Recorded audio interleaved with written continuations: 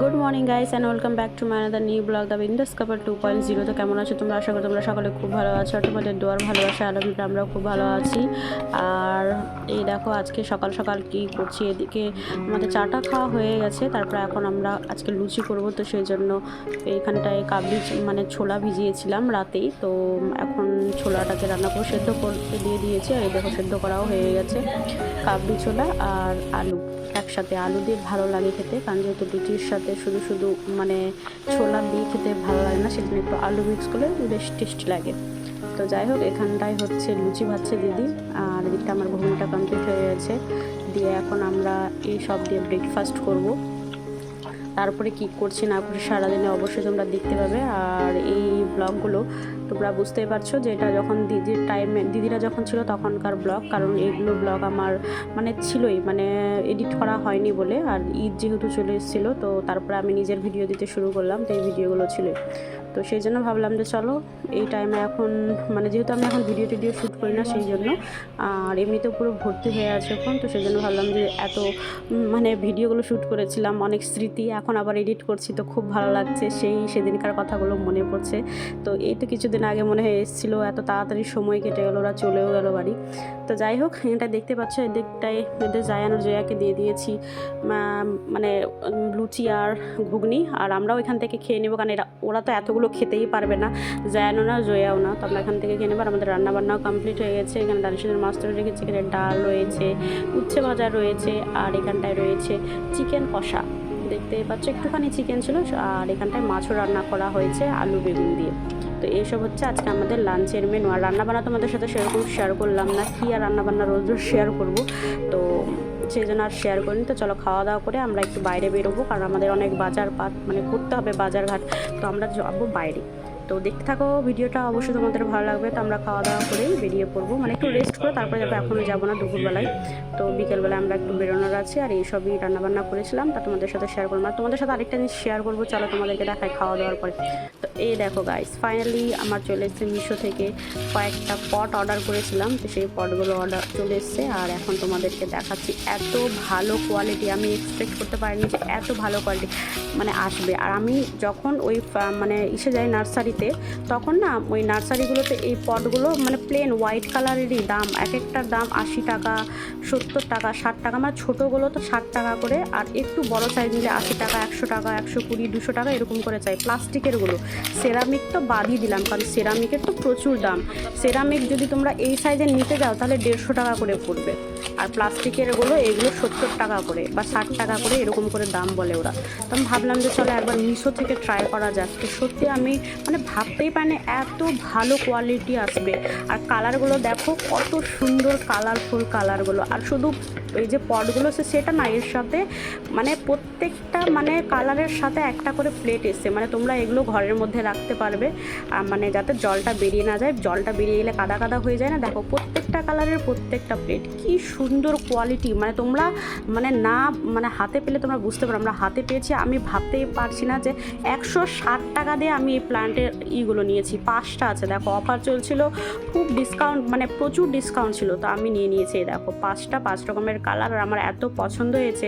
আমার কাছে অনেকগুলো পট আছে, কিন্তু এখান থেকে শুধু দুটোই ইউজ করব, যেহেতু অনেকগুলো প্লান্টস কিনে নেওয়া আসা হয়েছে। তোমাদের আগের মানে ভিডিওতে দেখিয়েছি, যারা যারা দেখোনি অবশ্যই আগের ভিডিওটা দেখতে পারো। নার্সারিতে গিয়েছিলাম, সেখান থেকে প্রচুর গাছপালা নিয়ে এসেছি, তো সেই সবের জন্য দুটো মানে পটের আমার দরকার ছিল। তো ভাবলাম চলো অনলাইন থেকে কেনা যাক, আর এত ভালো এসছে মানে আমি কি বলবো, প্রেমে পড়ে গেছি, এত দারুণ। নেক্সট টাইম আবার অবশ্য মিশো থেকে আমি ট্রাই করব। মিশো থেকে এত ভালো কোয়ালিটির জিনিস আসবে আমি এক্সপেক্টই করতে পারিনি। অবশ্য এখন মিশো থেকে খুব সস্তায় খুব ভালো ভালো জিনিস পাওয়া যায়। তো চলো এগুলো রেখে দিই, আর আমরা একটু বেরোবো। তো গাইস গুড ইভিনিং, এই দেখো আমরা রেডি ফেডি হয়ে গেছি। আর আমি কি বলছিলাম এখানটায় জানি না কেন আমার ভয়েসটা মিউট হয়ে গেছে, কী কারণে আমি বুঝতে পারছি না। তো আমি বলেছিলাম গুড ইভিনিং, তো যাই হোক কোনো কিছু কারণে মানে ভয়েসটা মিউট হয়ে গেছে। তো চলো এখন আমরা যাব বাইরে বাজারঘাট করতে, কি কি কিনছি না কিনছি সবটা তোমাদের সাথে শেয়ার করবো। তো চলো আমাদের সাথে তোমরাও চলো বাজারঘাট করতে। এই দেখো চলে এসছি, সির্ফ তরবুজ দিখ রহা হ্যায়।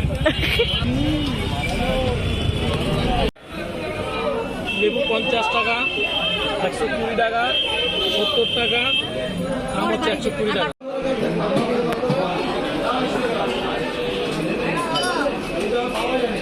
সামনে দিয়ে পয়সা নেই।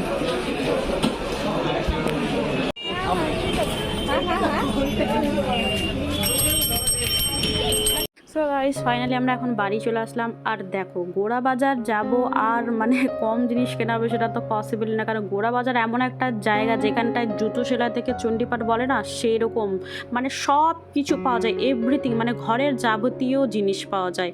তো আমরা ওখানটায় গিয়ে তো কোনো মতোই লোভ সামলাতে পারি না, আমার তো এরকমই হয়। আর এমনিতে গোড়া বাজার খুব একটা যাওয়া হয় না যেহেতু অনেকটাই দূর আমার বাড়ি থেকে। আর সব থেকে তাও আমি যেতাম উইকে একদিন তো অবশ্যই যেতাম, যেহেতু দানিশের ছুটি থাকে উইকে 2 দিন, তো যাওয়াই যায়।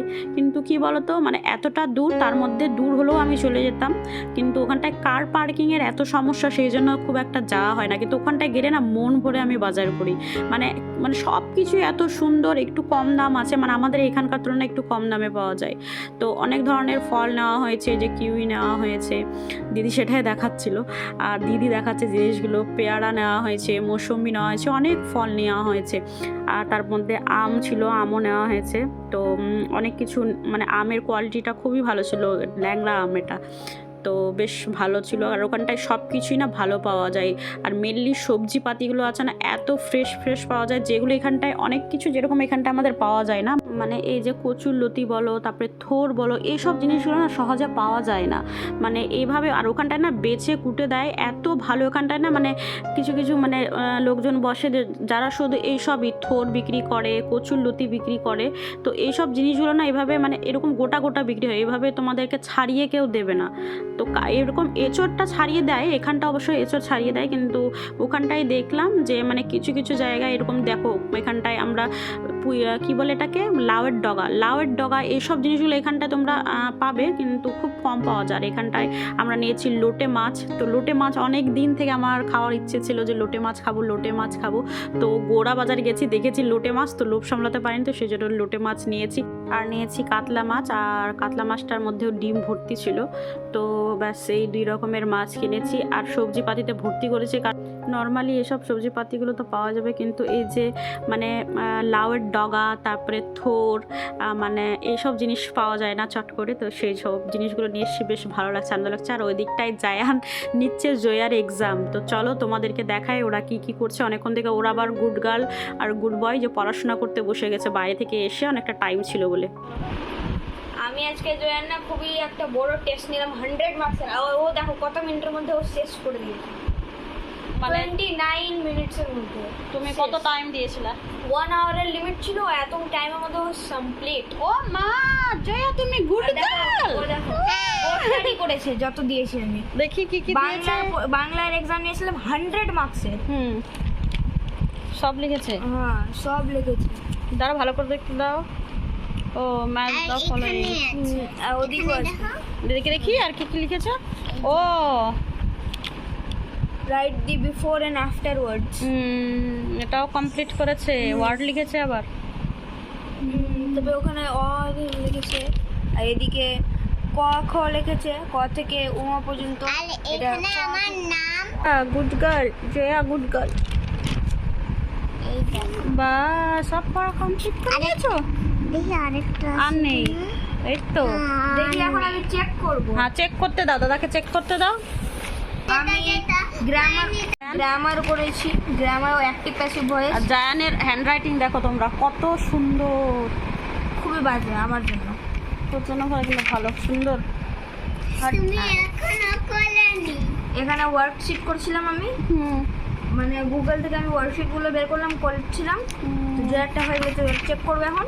আর এখানে অ্যাক্টিভ প্যাসিভ ভয়েস, এগুলো সব ডেফিনেশন ইম্পর্টেন্ট টপিকস হলে এখানে আছে। আচ্ছা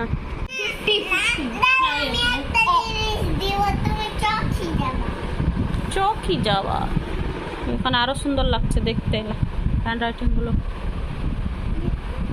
আসলে সুন্দর আছে তোমার হ্যান্ডরাইটিং। আমার হ্যান্ডরাইটিং কি আসলে ভালো আছে? সত্যি ভালো আছে। আর আগে কেমনে ছিল? আরামসে 97 পেয়েছে, তাও কাচ্ছে মেয়েটা। এরকম না, আর কত নিবা? 100 নিবা নাকি? টপার আগে 97 97 পেয়েছে বলে কাচ্ছে। ওটাতে কাটতে লেগে যায়।